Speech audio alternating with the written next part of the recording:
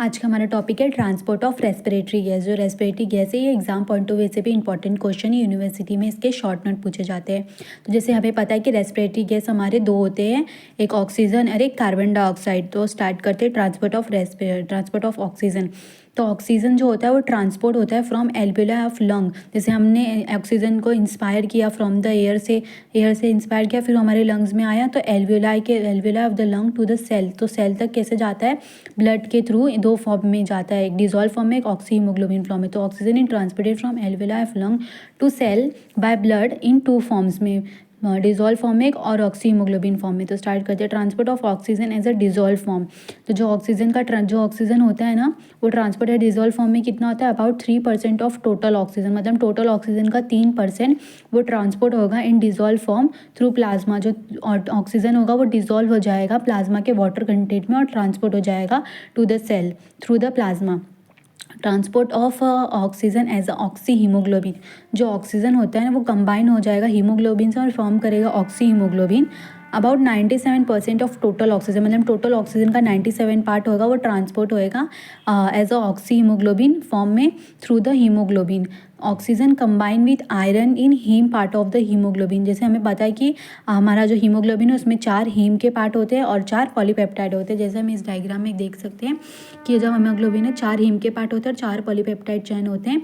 और जो ये 4 हीम के पार्ट होते हैं ना उसमें आयरन होता है। कौन से फॉर्म में? फेरस फॉर्म में। तो ये 4 हो गए हैं, ये डायग्राम जैसे देख सकते हैं। तो यहाँ पे वही है कि oxygen combine with iron in haem part of the haemoglobin. Each molecule of the haemoglobin क्या कंटेन करता है? 4 iron atom in ferrous form. तो जो आयरन एटम होते हैं उस पर हमारा आके ऑक्सीजन कंबाइन हो जाता है। तो each molecule of the oxygen combine with iron, and iron क्या होता है? रिमेन इन फेरस फॉर्म में ही होता है, कोई इसका दूसरा फॉर्म मतलब वो चेंज नहीं हो जाता है किसी और फॉर्म में।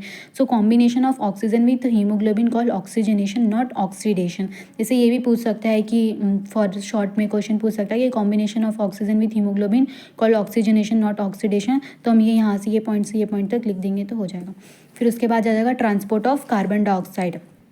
तो हमारा carbon dioxide is transported from cell to alveola of lung by blood in 4 forms. मतलब जो कार्बन डाइऑक्साइड होता है वो ट्रांसपोर्ट होता है सेल से मतलब कार्बन डाइऑक्साइड तो हमारे सेल में ही बनता है। हमारे अंदर जब ग्लूकोज का ब्रेकडाउन होगा तो उसमें से कार्बन डाइऑक्साइड निकलते हैं। तो कार्बन डाइऑक्साइड ये ट्रांसपोर्ट होगा from cell to alveola of lung by blood से इन 4 फॉर्म्स में, एक डिजोल्व फॉर्म में, एक कार्बनिक एसिड फॉर्म में, एक बाइकार्बोनेट के फॉर्म में, कार्ब अमीनो कंपाउंड के फॉर्म में ये ट्रांसपोर्ट होएगा हमारा कार्बन डाइऑक्साइड। तो ट्रांसपोर्ट ऑफ कार्बन डाइऑक्साइड एक डिजोल्व फॉर्म में कैसा होगा? About 7% of total carbon dioxide, मतलब टोटल कार्बन डाइऑक्साइड में से 7% कार्बन डाइऑक्साइड ये ट्रांसपोर्ट होएगा इन डिजोल्व फॉर्म में थ्रू प्लाज्मा।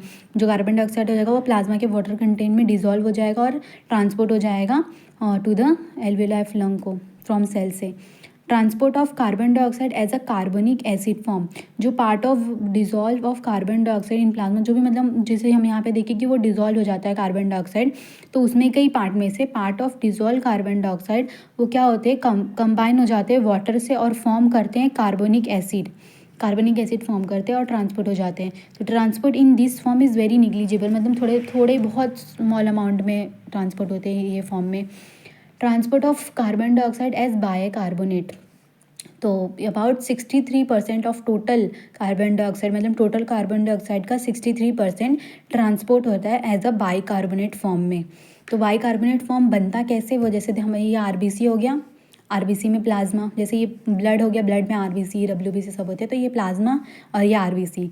तो कार्बन डाइऑक्साइड हमारे ब्लड में आएगा और ये वाटर से कंबाइन करेगा तो फॉर्म क्या करेगा? H2CO3, इसको बोलते हैं कार्बनिक एसिड। तो किसके प्रेजेंस में? कार्बनिक अनहाइड्रेस एंजाइम के प्रेजेंट में ये फॉर्म करेगा। ये जो होता है बहुत अनस्टेबल होता है, तो ये ब्रेक डाउन होएगा किसमें? HCCO3 में और H+, मतलब ये HCCO3 ये बाइकार्बोनेट और ये हमारा हाइड्रोजन आयन।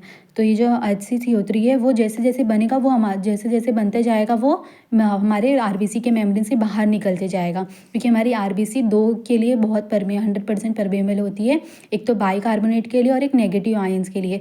तो जैसे ये बाहर निकलते जाएगा तो इसमें क्या होएगा, हमारे RBC में पोटेंशियल का क्या होएगा, डिस्टर्बेंस होएगा। ये बाहर निकलते जा रहा है नेगेटिव आयन, तो अंदर हमें नेगेटिव आयन लाना पड़ेगा ताकि मेंटेन करने के लिए पोटेंशियल को, RBC के पोटेंशियल को मेंटेन करने के लिए जितना अमाउंट ये जा रहा है हमारा बाइकार्बोनेट, तो उतना अमाउंट हमें लाना भी होगा। तो क्लोरीन हमारा अंदर शिफ्ट होएगा फ्रॉम द प्लाज्मा से, तो इसको बोलते हैं क्लोराइड शिफ्ट। ये किसने दिया था, हैम्बर्गर फिनोमिना है for maintain the potential of the RBC membrane.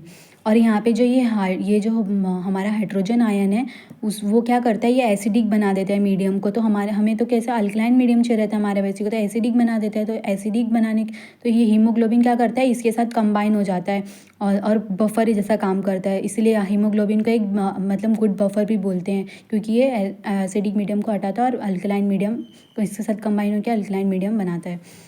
तो ये था, ऐसे करके बाइकार्बोनेट बनेगा, बाइकार्बोनेट बाहर निकलेगा और यहाँ पे प्लाज्मा में सोडियम के साथ सोडियम बाइकार्बोनेट बनाएगा और ट्रांसपोर्ट हो जाएगा एल्विला ऑफ द लंग्स को। फिर रिवर्स क्लोराइड शिफ्ट भी होता है, मतलब ये क्लोराइड वापस हमारे प्लाज्मा में आता है। कब आता है, process by which ion chlorine ion move back into the plasma for RBC when blood reach alveoli of the lungs. Chloride shift occurs in tissue. ये जो क्लोराइड शिफ्ट होता है ये कहाँ पे होता है, टिश्यू पे होता है। और रिवर्स क्लोराइड शिफ्ट कब होगा, जब ये आएगा लंग्स के इधर, लंग्स पे रिवर्स क्लोराइड शिफ्ट होएगा, मतलब क्लोरीन वापस प्लाज्मा में आएगा और टिश्यू लेवल पे ये जो क्लोरीन है वो प्लाज्मा से RBC में जाएगा। Transport of carbon dioxide as a carb amino compound. तो अबाउट 30% ऑफ टोटल, मतलब टोटल कार्बन डाइऑक्साइड का 30% इस ट्रांसपोर्ट होएगा as a carb amino compound में। Carbon dioxide in the blood combine with किससे, जो कार्बन डाइऑक्साइड जब हमारे आएगा ब्लड में कंबाइन होएगा हीमोग्लोबिन से और प्लाज्मा प्रोटीन से। हीमोग्लोबिन से कंबाइन होकर फॉर्म करेगा कार्ब अमीनो हीमोग्लोबिन और प्लाज्मा प्रोटीन से कंबाइन होकर फॉर्म करेगा कार्ब अमीनो प्रोटीन। जो कार्ब अमीनो प्रोटीन और ये दोनों कंबाइन होकर क्या बनाएंगे, carb amino compound, and transport हो जाएंगे to the alveoli of the lungs. ये था हमारा transport of the respiratory gas.